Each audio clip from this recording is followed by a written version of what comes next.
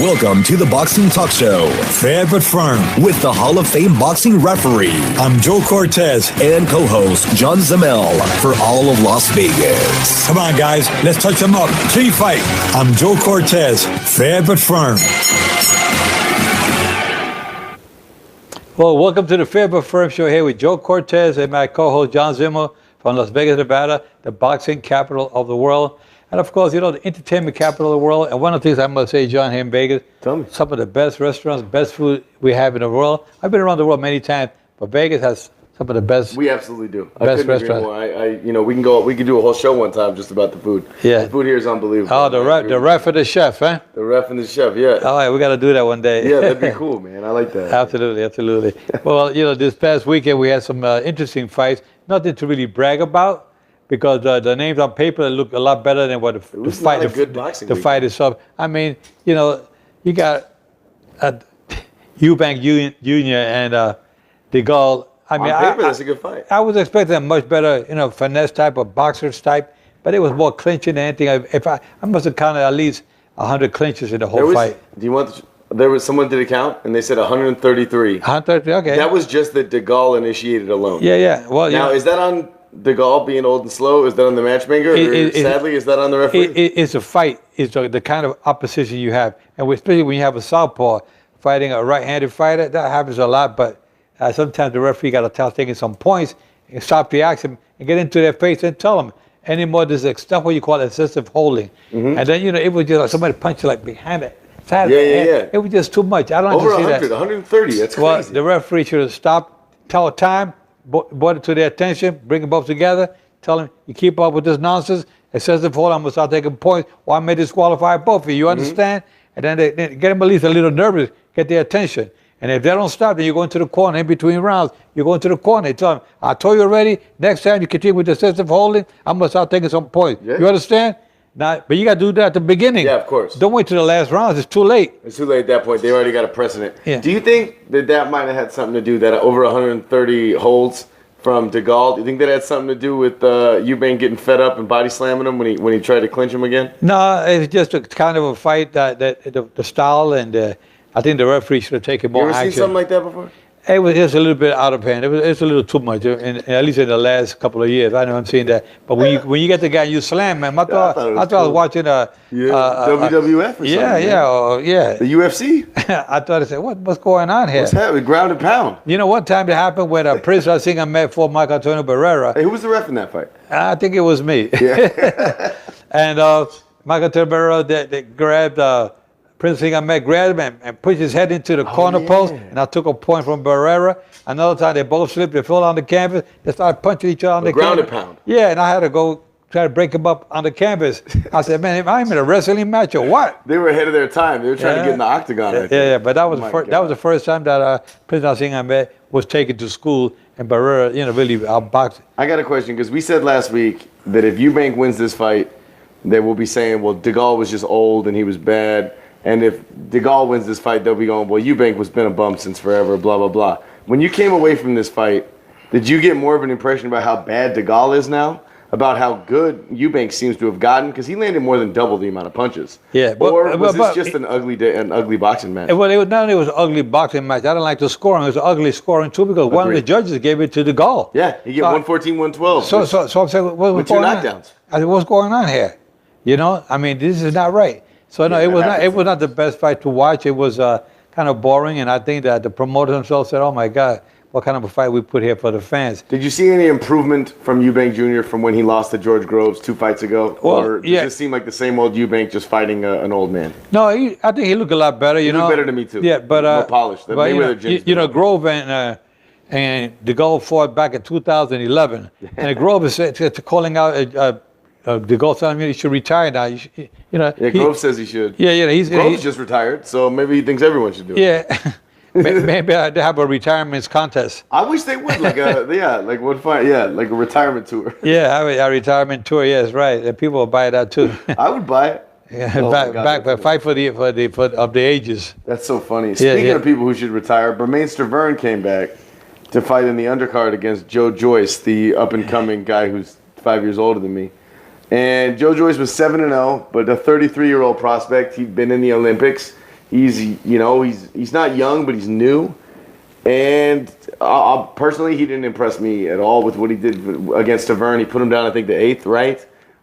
He got hit with some shots. He landed some shots. Taverne's a former WBC heavyweight champion of the world. He's no bum, but he's 20 pounds heavier than he was when he got knocked out in the first round by Deontay Wilder. I mean, this is a guy who's 40 years old and looks 50. And comes in weighing at 277. Did Joe Joyce impress you, or did he disappoint you? Did you learn anything from him? Well, I don't know if I learned anything from him. I think maybe he can learn something from me. Yeah, there we go. I got to tell him one thing. You got to move a lot more, throw quicker punches, be more combinations. I mean, be moving, pam, throw punches. But he was just throwing them out there kind of light and not fast enough. I mean, I think if he would have doubled up on his punches a lot more, he would have been looking more impressive. But then again, he only has 5 professional fights. Eight professional fights. But it's still not a lot. It's 8 professional fights under his belt. He beat a former world champion. That's true. Well, they used the brain as a stepping stone to have it to build up his resume and say, well, he already beat a world champion. Okay. Is this Taverne's last fight? It should be. I hope so, yeah. It should be. He had a great career. He deserves the previous fight should have been his last fight. Yeah, when the one before that even. Yeah, when he got knocked out by Deontay He should have never had that fight. But, he got 2 paydays at the end. I get it. Good for you, man. Feed your family. Yeah. But, yeah, that wasn't great. It wasn't pretty, and it wasn't something I enjoyed watching that much. The fans want to see a good fight out there. You're going to watch a good fight, or you're going to see a good fighter, good boxing skills. Neither one of those were that. They were not showing. That whole card was no boxing skills at all. I mean, it was kind of boring. But no, I agree with you. I think they go back to the drawing board. They look at themselves and say, "Wow, I got to do better next time around." Abel Sanchez, who is Joe Joyce's trainer, also famously Triple G's trainer, he said that they were considering a Luis Ortiz fight before that, and that he stopped it from happening because he knew he wasn't ready for Ortiz. You think that was a good move on Abel Sanchez's part? Absolutely. Abel Sanchez is one of the better trainers out there. He knows his boxing inside out, and he knew that if he fought Luis Ortiz, King Kong Luis Ortiz, it would have been probably a bad match for Joy Joyce. It would have been a bad match. Joy Joyce has talent and he has potential, but you don't want to rush him too quick. What's his ceiling? Because he's already 33, and if he's this far from the top of the division, do you ever see him contending for a title? Well, I think that's why they put him against Terrain, to show that he can beat championship material. Again, like we said. But judging by the eye test, Joe, you've been around the sport a long time. Does he have the chance to really be a contender for a title? Yeah, he has a chance. I think in the next 2 or 3 fights, you're going to see that. Well, he's got a name, so they'll probably put him in there with Joshua eventually. Yeah, but does he have a chance? Yeah, no, not right now. No. Not right now. And even 2 years from now, he'll be 35. He'll be 35, but then against Terrain was 40, what, 44? He's 40, right? It's old. But anyway, let's see. Speaking of Luis Ortiz, heavyweight divisions, they got developed a little late. So you're right. And Luis Ortiz is about. He's 40. He's 40.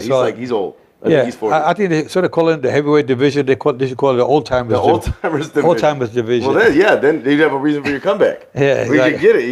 Yeah. Speaking of Luis Ortiz, though, speaking of the old timers, because he is. This gentleman is fighting against, I think, Christian Hammer's his name this weekend. He's a guy whose name we've never said on the show, and we'll probably never say again until we say it next week to talk about what happened in that fight.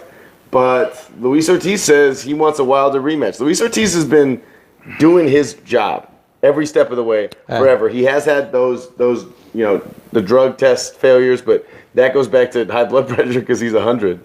And do you think this is a guy, like when you think back on the sport of boxing, there's guys that maybe have not gotten their historical due. They may not have been champions, but they contended for the title. They were great fighters of the past that you and other great historians might remember. But a lot of casual boxing fans, or even some more hardcore boxing fans, wouldn't remember. Do you think that's where Luis Ortiz is going to end up? I mean, did he have his one chance against Wilder, get knocked out, and lose it? I think that he earned the shot at Wilder. I mean, it'd be a good. He definitely did. It'd be a good rematch with Wilder. I'd like to see but if you look at that Wilder fight, I mean, he's fighting this guy Hammer Saturday night, and I think Hammer is going to get hammered. Hammer's going to get hammered. Because I think Hammer must have been hammered when he signed the deal for that fight. But I guess it's. But it's a paycheck for him. Exactly. But you never know. But he's like 26-5 or something. Yeah, he's not but you never know. These unknown guys, sometimes they surprise the hell out of you. Especially in the heavyweight division. Yeah, we've talked about that before. Anything can happen in the heavyweight division. I mean, one punch could put you away. You say, wow. I remember when I refereed George Foreman when he knocked out Michael Bora. It was a one punch. It happened in the 10th round. One of the greatest moments in HBO history. Yeah, he was losing in the heavyweight boxing itself. I mean, period. George Foreman was losing every round, and with that one punch in the 10th round, he put his guy out and knocked him out. If you're a fight fan, you remember watching that fight. Like, that's one of the more iconic fights in history just because of, and it wasn't that great of a fight, but that end there was so amazing. It was a punch heard around the world. Exactly. What did Lampley? It happened. Oh my God! It finally happened. It finally happened. It was so cool. And I looked at George. I put George to the neutral corner. I looked. He was kind of hard to push him. He was kind of stunned. He couldn't believe it. He's a giant He went guy. to the corner. When I said 10, I looked over to my left and Foreman dropped to his knees and looked up like, oh God, thank you. Oh, I bet. 20 years. He dropped to his knees. He was 45 years old. He couldn't stand up anymore. As a matter of fact, a lot of fights that he fought, he was afraid to sit down on the stool because if he sat down on the stool, it was going to be hard for him to get back up in between rounds. So he would rather stand up in his corner, That sounds like Luis Ortiz, man. He's so old, but he says he wants Wilder again. He called out Tyson Fury and said, I'm the only one who's ever been hit by Wilder that wants to fight him again. Everybody else ran. And when you watch the Severn rematch, it looked kind of like that was the case. Yeah. Do you think there's any truth to that? Do you think the reason Tyson Fury took that top-ranked deal is so he wouldn't have to fight Wilder again? I don't want to say that. I think Tyson Fury just took that deal because Me too. I just wanted to see your face. he got promised a lot of deals, a lot of good fights. 80 million pounds. That's why he took it. Yeah, Okay. I don't blame him. Yeah, but he's gonna be he proved himself when he fought Wilder. Yeah. He's one of the biggest stars in the sport. I mean, and he was a drug addict. He was an alcoholic. He was suicidal. He was obese. Went up like close to Over 300 100 pounds, man. He went over 100 pounds. He threw up over 100 pounds to make weight for this fight. And I think he should have taught Bernard Sabin how to take off those 20 pounds. Yeah. Because, I mean, come on, 240, 277. That's so big, man. Especially when you talk all that talk. That's so funny. And you know what I like about Stervan? He got hit with so many punches by Joey Joyce. And those punches to the head, those are the devastating punches, Yeah, that's no good. When they stopped the fight, he was in his corner, and I was a little concerned looking at him. I said, because you don't know, sometimes these fighters take those blows to the head, and inside your head, you get buzzed. He got knocked down a bunch, man, and just kept getting back up. It was crazy. I thought every round was going to be the last round, from the third all the way to the whenever 6th, 8th, whenever it ended. I thought for sure it was done. I mean, I was surprised the ref let it continue as long as he did. Yeah. But I'm going to go back now talking about these fights that are coming up soon. There we go. We got Mikey Garcia. You fans, I know, waiting for Errol Spence, Mikey Garcia. Everybody at the beginning was saying that Mikey Garcia is crazy fighting one of the best at 147. I still say he's crazy. Well, you know what? I still say he's very smart because he sees something a lot of people don't see in Errol Spence. He said, I can see the way he's fighting. I can take this guy. And you know what? Maybe he can. You never know until you get into that ring with a 47-pounder. Yeah. And and start fitting you with those 10-ounce gloves, and you start feeling those punches. Maybe Mikey will react differently. But so far, every weight division he's climbed up in 3 different weight classes. He's been undisputed champion in those 3 weight classes, meaning all belts. He's gotten all belts. IBF, WBC, WBO. He's got all those belts. And not many champions have done that. I think he's one of the few ever in the history to be unified champion in 3 different weight classes. So he's going to be a tough one for Errol Spence. I predict it's going to be a good fight. I'll tell you something. This is the kind of fight that dreams are made of. You're talking about a 40-0 fighter versus a 26-0 fighter or I think he's 24 with 21 knockouts, whatever Errol is. This is an absolute knockout artist versus probably the most fundamental fighter on the planet right now. It's either him, as we know, Terence Crawford or Lomachenko. But this is a guy who's done it at every level he's done it at, who continually pushes himself, who pressures himself, says, I'm going to test myself, see what I can do. He's fighting a guy who everyone in his own weight class is afraid to fight, and he's going up 2 weight classes to fight him. This is an absolute warrior with a true warrior spirit versus a guy. I mean, these are both quiet guys. Mm-hmm. You don't hear a lot of yap, yap, yap out of them, but they do their talking in the ring, and they do it well. Yeah, these are guys who are proud champions. Yeah, he's always said Mike Garcia very humble, very quiet. So is Errol Spence. Errol Spence is also quiet. Like you said, they do let the fists do the talking for them, and it shows that they really have the talent. They're both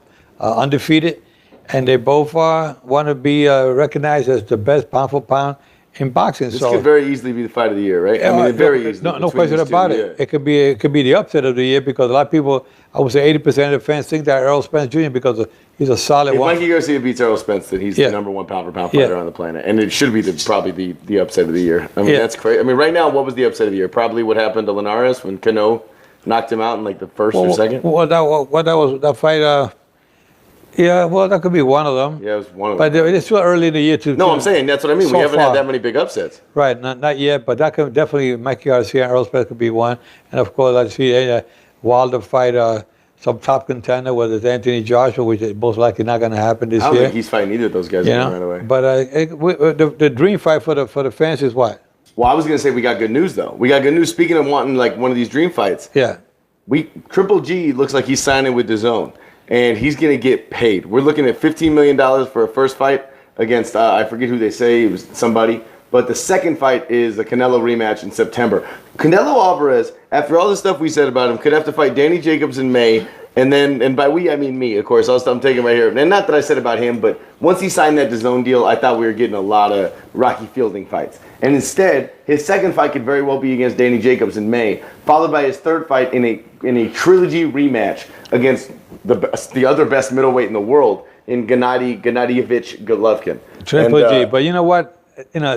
I don't know if a Triple G has what it takes. I mean, he's a year older. He's a year older. A year slower. And Golden Boy did the right thing of not fighting Triple G 3 or 4 years ago. Yeah. They waited, and it was a matter of timing. And I think that some of the fans too felt like Triple G won those 2 fights. Well, I think the consensus has moved a little bit, but what you find most now is that he won the first one and Canelo won the second one in most fans' mind. Does that make sense? Right. I think so it's kind of a grudge match. It might not be on paper, but for all intents and purposes, I think most people believe it's a grudge match. And as far as I'm concerned, Canelo he's the highest paid athlete in the sport. He's an absolute phenom in every way, and he's proved everything he could possibly prove. If Triple G wins this fight, Canelo's still number one on everybody's mind, Right. and Triple G can sail off into the sunset with $50 million and that weight off his shoulders. Exactly. But if not, then then we got to live with the consequences, and so does he forever. That's the fight game. You Yeah. know? That's kind of how it goes, right? Yeah, well, that's boxing for you. I mean, boxing is a business these days, and a lot of fans want to see good fight, but sometimes the promoters say, we got to save our golden goose for a rainy day. For a rainy day, you don't want to, give up your good fighter. No. Hey, speaking of which, I got a question. When you talk about what Canelo did with Triple G and letting him get a little older, letting Canelo get a little older, and letting Triple G get a little older, does it remind you at all of what they're doing with Gervonta Davis and Vasily Lomachenko? Because I think you see a guy like Gervonta Davis, people want to call out Lomachenko right away. No. They do the same thing with Teofimo Lopez. I heard an interview with Max Kellerman the other day where he's trying to get him to call out Loma. No, not yet. yet. You're talking about a 24-year-old and a 21-year-old. We're talking about 3 years from now, perhaps. I can see that happening. If they fight him now, they're making a big mistake. Yes. Anybody in boxing that knows boxing the way I know boxing, you don't put your fighting against the best in the world. And anyone who talks about that fight even being a possibility, a Gervonta Davis Loma fight in the next year, doesn't know boxing. No. Like you said, they just don't know how it works. No. You would never do that. Now, me being an ex-fighter, been in boxing my whole life, I can tell you, if a manager takes Gervonta Davis and put him against Lomachenko, you're making a big mistake because Gervonta Davis has a great career ahead of him.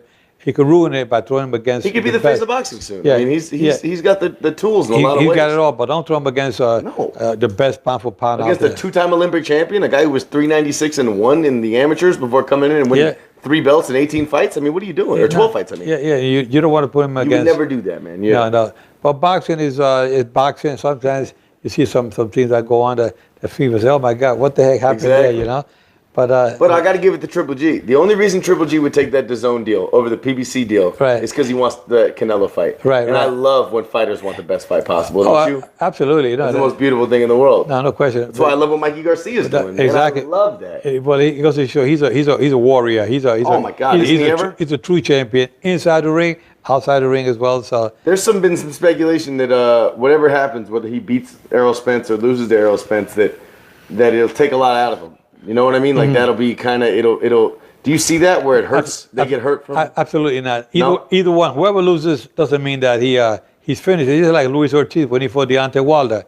I mean, his stocks stayed up there. It actually rose. If anything, right? Because he put up a good fight. Yeah. He put up a good fight against Luis Ortiz, just like Tyson Fury when he got knocked down and was almost out. You know what? People, even myself. His stock very much rose. Even myself. That's why he got the 80 million pounds. Yeah. 80 million pounds. There's a reason. Because his stock went up because of the performance he put against Deontay Wilder. Undeniably, man. Undeniably. Yeah. He was so good at selling that fight, so good at fighting in that fight. A lot of people think he won it. You know what I mean? But Yeah. whether, whatever, no matter what it says, at the end of the day, I mean, he made 80 million pounds for himself off of that fight on top of what he made during the fight, which is just incredibly impressive. We got a fight this weekend. We got a guy, Erislandy Lara, another Cuban fighter like Ortiz or Rigondeaux, a guy who had to defect to come over here. But Erislandy Lara is an excellent fighter. He fought Canelo Alvarez. He's beat Vadim Martirosyan. He's beat Austin Trout. But last we saw him was last April when he was beat by Jarrett Hurd, who unified his belts with it and did everything else. And Jarrett Hurd is on a different level. He's outside. He's right on the outskirts of the pound for pound talk. Right. He's a beast. But we haven't seen Lara since then, and he's going up against Brian Castaño, a gentleman who's 15-0, 11 knockouts. He's young, but he's very unproven. What do you expect to see from Lara in this fight? Well, I think that they're using Lara as a stepping stone for this kid Ryan, and Ryan is the 15-0 record, but I think they're making the right move. I think we'll find out, right? We'll find either what Lara has left or what Castaño has in him. Yeah, it's going to be an interesting match because Lara has been with the best in there. Yeah, absolutely. Never really convinced me as being a top fighter, but he's been like a decent. He's in the conversation of future Hall of Fame. Yeah, but I think that Saturday night, if he doesn't win this fight, he got to start thinking about packing it in. Maybe one more payday and getting the hell out of there. That's it. Yeah. Brian Castaño is an interesting case because you got a guy who I think he's 170 centimeters in height, but he's like 185 in height, but he's like 170 in reach. His reach is smaller than his height.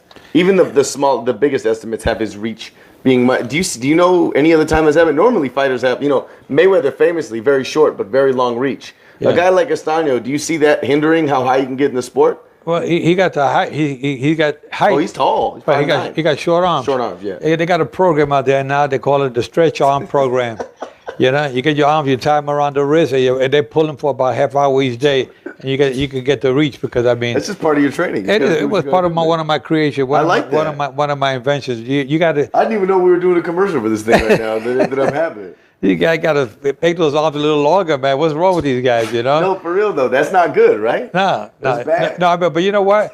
He'll be moving his head, and he probably do something. He probably does a good uppercut, good uppercuts inside, short punches inside. He's got an inside game. I'm sure he does. Because he can't do it from the outside, that's for sure. But anyway, that's boxing for you guys. You guys think this is a comedy act, a comedy show sometimes. It does. We have comedy and boxing together. Because we got to put some flavor to the show. If not, who the hell wants to watch Joe Cortez? You got to have some fun with it, man. Yeah. Sure. But I can tell you that boxing is really, 2019 so far is heating up to be a good year for boxing. Brother, last year at this time, we only had one pay-per-view. We had one pay-per-view, and we weren't even sure if we were going to get it because it was the Triple G Canelo one. Right. And it got canceled already at this point. I believe it had already been canceled, or it was on the Fritz. And then it got canceled, and then we knew September would happen, but they had their contract issues. Right now, we already have 4 guaranteed pay-per-views. We have the Pacquiao one that already happened. We have the Spence Garcia one you just mentioned. That's in I think 2 weeks. We have the Amir Khan versus Terrence Crawford one coming up after that. That's gonna be good. Yeah, absolutely. And then we have I think there's another one, but I can't remember. It doesn't matter. But the Anthony Joshua versus Jarrell Miller. That's coming up in like 4 weeks. So in the first half of the year, almost the third of the year, we'll have 4 compared to last year, which had 2 total, and that's just because Fury Wilder came out. Pay-per-views, yeah. Yeah, pay-per-views, which is and now we'll have 4 within 6 months. That's good. Yeah. And there's a lot of deals that were written up. These that's not even including the Canelo fight. Yeah. These contracts that were given to these fighters. I mean, in hundreds of millions of dollars. It's been unbelievable the kind of money that are involved. Yes. It's just like I remember talking. When we had some celebrity golf tournaments when I used to manage some hotels down in Puerto Rico at the El Conquistador Hotel. And we used to have all these Hall of Famers come in, Joe DiMaggio, Willie Mays, Elson Howard, Bobby Bonds, Sandy Koufax, Brooks Robinson, all these guys. I would hang out with these guys. I would have cocktail parties with these guys in the afternoon after the American Airlines Golf Classic. And we would talk sometime about the money, the contracts the players are getting paid today compared to the money Joe DiMaggio, Mickey Mantle, Willie Mays. The guys, they didn't want to talk about it. They're like insulted that the money that they're paying the athletes today compared to what they were getting back in the 50s. Charles Barkley says he slaps his mom. He said he wants to slap his mom for not having him 20 years later. He said, if my mom would have had me 20 years later, I'd have $200 million more. Yeah. Yeah. Imagine being Sugar Ray Leonard watching Mayweather's career. You know what I mean? Yeah. These guys, I mean, even Muhammad Ali, the greatest, and the most he was making per fight was maybe $4 or $5 million. He was making what Tyson Fury made as the B-side almost last I time. mean, what Tyson Fury, I mean, that what money that Ali was making back in the day, that was tip money for some of these fighters today. That's the truth, bro. I mean, you can't actually compare people to Mayweather because there's never been another Mayweather. Well, he's the only fighter that ever made, the only athlete that ever reached the $1 billion mark. Yeah, he had a nice moment this weekend where he gave his dad credit for all the money he made, for his dad making building the stepping stones for his career. It was really nice. Absolutely. Well, I've been around with both of them quite often. Yeah. And most recently, I was with his father. We were there with Devin Haney. He was helping out train Devin Haney. His last fight in Louisiana. Did he? And and I feel like the old man is really has seen his better days as a trainer, but he was one of the first ones to get his son up. I've seen him still working the gloves. Yeah, he works the gloves really He's good still with fast, it. man. Good. That's he got crazy. the moves and whatnot. I saw him when we at that Thursday Night Fights thing at the MGM Grand Garden Arena. He was walking around with his sparkly suit on. Yeah. He knows how to dress flashy. He does. I like seeing him. He looks better with his head shaved too. Yeah. And that's what they say about me. You do? Yeah. Well, I agree with you. I look better without hair than with your old dreadlocks you used to have. I used to have the halo around my head. Yeah, the halo. Like an angel. Yeah, well, I don't know about an angel, but I love you people out there. There it is. Oh my God. Yeah. Anyway, we gotta say a shout out to our friend Jackie Nunes back in New York. We love you, Jackie. And Charlie Carrillo here, my engineer. Delyn, our assistant director here, she really keeps us on our toes. Doesn't she ever? Yeah. And I tell you, we're doing a lot of things for boxing. We're trying to make things better for our shows on Fair But Firm. And of course, we have a show, the Joe Cortez, on Tuesdays. Yeah. And we try to bring on not only boxing, but we also try to bring people on the show. Hey, you have a ton of good guests on that show. Yeah, we had a lady on last week, Carrie Ullman from UNLV. Talking about education. I saw that. It was nice. Yeah, good program. And we bring people out there. We bring singers on there. Peter Guzman, who's with the Latin Chamber of Commerce. And we have so many friends and people that come on the show that they just want to share a lot of things with you guys out there. Because absolutely. Try to watch the show, the Joe Cortez show. That's on Tuesdays. And that's at 12 o'clock Pacific time. Yeah. And then you have the radio talk show. We do a 101.5. 101.5 on Saturdays. That's FM. And then FM, and then 7:20 a.m. Also on Saturday. And then you got all the online. Oh yeah, we're on Spotify. This show itself, you're listening to us. If it's not on Facebook, then you're probably listening to us on Spotify. If not, you can watch us on YouTube. You can watch us on iTunes. You can watch us on audioboom.com. We're on every outlet that has podcasts. Basically, every way that you can watch podcasts, we're available to watch. So make sure you check us out. Make sure you check out the show because we love doing this for you every week. We love coming to you. We love being in your living rooms, on your computer screen, on your phone. We love doing this. We love all of our fans out in the UK. We love the Into Boxing family. We love the what's the other one? The Boxing Network family, right? Yeah. It's called Boxing Network. I know. We love all of those. We love everybody out there. Thank you all for listening. Thank you for sharing. Thank you for all this, and it helps us be able to do this weekly because we really do appreciate it. It's a ton of fun for us. Yeah, we appreciate you share these links out with your friends and other networks out there. We want to get it out there because you know how much we love you guys. We want you to follow us and spread the word because we're trying to do the best we can with our sanctioning bodies. We're trying to help everybody to educate the fans. The unboxing. We want to teach you more about what goes on behind the scenes, educate you more what goes on behind the scenes. And of course, John is an individual who's a big sports fanatic. He loves sports, and that's why I have him on the show with me. Young, good-looking guy. And all the girls that are out there watching always saying, this guy who's a good-looking guy. That's it. So John, he's you can reach him at WW1. What are you doing? 2345. And that's my line. Yeah. Extension 678. Okay, fans, I just tell you, thank you so much for joining the show. We love you. Take care of yourself and keep your guards up at all times. And remember, I'm fair, but I'm firm. most of the time. Take care. God bless.